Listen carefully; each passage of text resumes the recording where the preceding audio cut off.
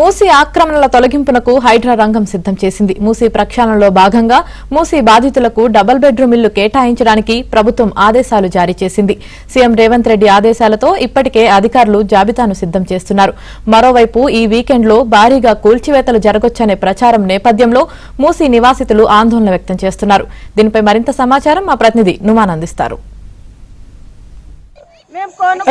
మూసీ ఆక్రమణల తొలగింపు వివాదాస్పదంగా మారింది. సో ఏదైతే ఇటు ఎఫ్టీఎల్ బఫర్ జోన్ లో ఉన్నటువంటి నిర్మాణాలు పూర్తిగా తొలగించేసి మూసీ ప్రక్షాళన చేస్తాం, మూసీ సుందరీకరణ చేస్తామని ఇటు ఆ ప్రభుత్వం వైపు ప్రకటన చేసినటువంటి నేపథ్యంలో ఇక్కడ ఉన్నటువంటి బాధితులందరినీ కూడా వేరే ప్రాంతాలకు ప్రత్యామ్నాయంగా డబుల్ బెడ్రూమ్ ఇల్లు కేటాయిస్తామని కూడా ఇప్పటికే ప్రభుత్వం ప్రకటించింది. సో ఇదిలా ఉంటే మాత్రము తాము ఎన్నో ఏళ్లుగా ఇక్కడ నివాసం ఉంటున్నాము, తమ ఒక్కసారిగా ఇక్కడ నుంచి తరలిస్తే పరిస్థితి ఏంటంటూ కూడా ఇక్కడ ఉన్నటువంటి బాధితులు, ముఖ్యంగా ఇటు మూసీ నివాసితులు, ఈ ప్రాంతవాసులు అయితే ఆందోళన వ్యక్తం చేస్తున్నటువంటి పరిస్థితి ఉందని చెప్పవచ్చు. ప్రస్తుతం నేను ఏదైతే కాచిగూడ కృష్ణానగర్ దగ్గర ఉన్నా చూడొచ్చు, ఇక్కడ ఉన్నటువంటి స్థానికులంతా కూడా దాదాపు ఎన్నో ఏళ్లుగా నివాసం అయితే ఉంటున్నారు. సో వారంతా కూడా ఒకంత ఆందోళన అయితే వ్యక్తం చేస్తున్నటువంటి పరిస్థితి ఉంది. సో ఈ వారాంతంలో ఏదైతే హైడ్రా పెద్ద ఎత్తున కూడా కూల్చివేతలు చేస్తుందంటే ప్రచారం నేపథ్యంలో ఇక్కడ ఉన్నటువంటి బాధితులందరూ కూడా మానవతా దృక్పథంతో ప్రభుత్వం ఆలోచించాలి అంటూ కూడా వీరంతా కూడా కోరుతున్నటువంటి పరిస్థితి ఉంది. అమ్మ, మీరు ఎన్ని సంవత్సరాలుగా ఇక్కడ ఉంటున్నారు? 30 years నుంచి ఉంటున్నామండి. ఇంతవరకు మాకు ఏం ప్రాబ్లం ఇక్కడ రాలేదు. నీళ్లు వచ్చినాయి అని అందరూ ఇది చేశారు, కానీ మాకు ఇళ్లలో నీళ్ళు రాలే. మాకు అసలు ప్రాబ్లమే లేదు. ఇన్ని సంవత్సరాల నుంచి ఉంటున్నాం. మాకు గోడ కట్టిండ్రి, ఒక కాలువ పక్కకు మాకున్నంత వరకు కొనుక్కొని మా బతికేదో మేము బతుకుతున్నాము.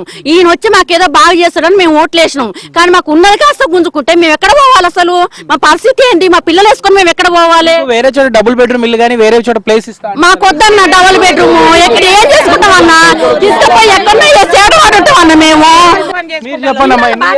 నేను ఇక్కడ 32 years నుంచి ఉంటున్నాను. ఇక్కడ పుట్టి పెరగాను, ఇక్కడే ఉంటున్నాను. కొన్ని ఇయర్స్ నుంచి మాకు ఎవరు లేరు. మా ఫాదర్ గానీ మీ బ్రదర్ గానీ ఎవరు లేరు. మేము మా అమ్మని చూసుకుంటూ కొన్ని సంవత్సరాల నుంచి బతుకుతున్నాం. ఇప్పుడు వచ్చి ఇల్లు తీసామంటే ఎక్కడ వెళ్తాం, ఎక్కడ బతుకుతాం? చిన్న చిన్న పిల్లలు వేసుకొని ఉంటున్నాము. మా హస్బెండ్ కూడా లేడు. మాకు ఎట్లా చేస్తాం చెప్పండి? ఒక్కళ్ళని చేసి జాబ్ చేసి మా ఫ్యామిలీ మేము రన్ చేసుకోవాలి. ఎన్ని వాటర్ వచ్చినా కూడా అట్లనే బతికాము. అట్లా తీస్తారు? వేరే చోట ఇల్లు ఇస్తామంటున్నారు. వేరే చోట ఏం పని చేసుకోవాలి?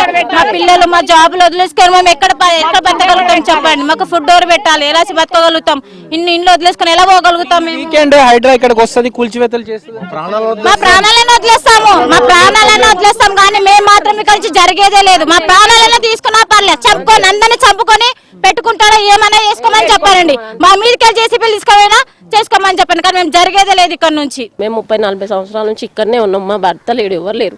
మాకు ఇక్కడే ఇల్లు మాది. మేము ఎక్కడికి వెళ్తాం చెప్పండి? పిల్లల్ని తీసుకొని ముగ్గురికి భర్తలు లేరు. మాకు ఒక పింఛన్ లేదు, ఏం లేదు. ఏదో ఇక్కడ ఇల్లు ఉందనే కదా మేము బతుకుతున్నాం. ఇప్పుడు ఇక్కడ నుంచి వెళ్ళగొడితే ఎక్కడికి వెళ్తాం చెప్పండి? అది ఎక్కడో ఇస్తారు, అది ఇచ్చేదాకా కూడా నమ్మకం లేదు కదా మాకు.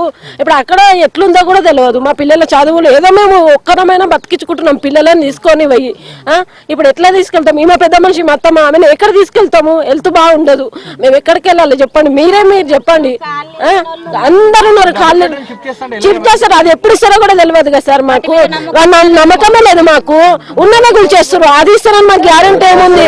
ఉన్నదే లేదు మాకు. ఇక్కడ దాదాపు ఒక 3-4 వేల కుటుంబాలు ఉన్నాయి సార్ ఇక్కడ ఇప్పటికి. అంటే కరెంట్ ఫెసిలిటీ అన్ని ఉన్నాయి సార్, అన్ని ఉన్నాయి. గవర్నమెంట్ నుంచి కావాల్సిన ప్రతి ఒక్కటి ఉన్నది ఇక్కడ మాకు. మేము కూడా 30 years నుంచి ఉంటున్నాం సార్ ఇక్కడ. ఈ ప్రభుత్వము మా పేదలకు ఏమైనా చేయాలనుకుంటే ఇక్కడ నుంచి మాకు అటు సైడ్ ఎట్లా కట్టిరో అట్లనే కట్టి మాకు ఏమైనా ఆధారం చూపియండి సార్. కానీ ఉన్న ఇండ్లు కూల్చేసి మా బతుకులు రోడ్డు మీద పడేసి మమ్మల్ని ఆగం చేయొద్దని చెప్తున్నాం. మా పిల్లలు స్కూళ్ళు, మాకు బతుకు తెరువు, మా ఇండ్ల పనులు అన్ని ఇక్కడనే చేసుకొని బతుకుతున్నాం. కానీ మా బతుకులు ఆగం చేయకుండా మాకు ఏదైనా చేసేటట్టు ఈ ప్రభుత్వం నిర్ణయం తీసుకోవాలని మేము అనుకుంటున్నాం. డెవలప్మెంట్ చేస్తే సార్, ఇగో డెవలప్మెంట్ గురించి మేము ఎవరం వ్యతిరేకం కాదు సార్. చెయ్యాలి. దాని ఏంటంటే సపోజ్ మూసి మన చాదరఘాట్ ఎండింగ్ నుంచి ఎండింగ్ వరకు గోడ కట్టుకుంటా లైన్గా గోడ కట్టుకుంటా పోతే ఆ నీళ్ళు అట్లా ప్రవహిస్తుంటాయి అంతేగాని ఇప్పుడు ఇక్కడికి వచ్చి ఇప్పుడు మా దాని ఇప్పుడు మేము మూసీకి అడ్డం ఉందంటే మీరు ఏదైనా చేసి, మూసీకి అడ్డం లేదు. మాకు వాటర్ ఇంతవరకు ఫ్లో ఎక్స్ట్రా వాటర్ మా దగ్గరికి రాలేదు, మా ఇళ్ళకి రాలేదు, ఆ పక్కకు పోయింది. కలెక్టర్లు నేరుగా వస్తారు, మిమ్మల్ని ఒప్పించి ఖాళీ చేస్తా అంటున్నారు కదా? ఒప్పించి సార్, మాది పట్టా ల్యాండ్ సార్, ఇది మాది గవర్నమెంట్ ల్యాండ్ కాదు. మీరు దయచేసి అర్థం చేసుకోండి. కృష్ణానగర్ లో గవర్నమెంట్ ల్యాండ్ కాదు, పట్టా ల్యాండ్. ఇది వరకు ఎంఆర్ఓ ఒక ఇల్లు కూలగొడితే పెడితే అది గవర్నమెంట్ కోర్టు ద్వారా 3 లక్షల నష్టపరిహారం కూడా ఇచ్చారు మాకు. ఎట్లా చేస్తారో ఏం చేస్తారో న్యాయం చేసే దిశగా చేయాలని మేము కోరుకుంటున్నాం. అయితే తమకు న్యాయం చేయాలంటూ కూడా ఇక్కడ ఉన్నటువంటి వారైతే కోరుతున్నారు. సో వేరే చోట ప్రత్యామ్నాయం చూపిస్తే మాత్రం తమకు తీవ్రంగా నష్టపోతాము. సో ఇక్కడ రిటర్నింగ్ వాల్ కట్టి ఉన్న వాళ్ళని ఇదే విధంగా ఉంచి ఏదైతే మూసీని ఏదైతే అభివృద్ధి చేసుకోవాలో దానికి తమ అడ్డురాము. మరోవైపు ఈ వీకెండ్ లో హైడ్రా పెద్ద ఎత్తున కూడా ఇటు కూల్చివేతలు చేస్తాయనే ప్రచారం నేపథ్యంలో ఇక్కడ ఉన్నటువంటి స్థానికులు అయితే ఇటు ఆందోళన వ్యక్తం చేస్తున్నటువంటి పరిస్థితి ఉందని చెప్పొచ్చు. Video journalist శ్యామ్తో